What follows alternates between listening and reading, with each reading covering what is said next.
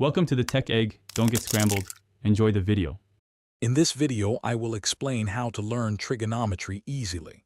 Start by understanding the fundamental concepts of right triangles, which are the building blocks of trigonometry.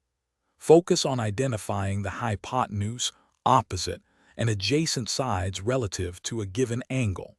This foundational knowledge is crucial for grasping the core principles and moving forward with confidence in your studies. The SOHCAHTOA mnemonic is your best friend for remembering the primary trigonometric ratios. SOH stands for sine equals opposite over hypotenuse. CAH means cosine equals adjacent over hypotenuse.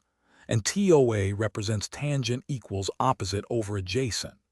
Mastering this simple phrase unlocks the door to solving many trigonometric problems efficiently. Beyond sine, cosine, and tangent, you'll encounter their reciprocal functions: cosecant, secant, and cotangent. Cosecant is 1 over sine, secant is 1 over cosine, and cotangent is 1 over tangent. Understanding these 6 functions and their relationships is key.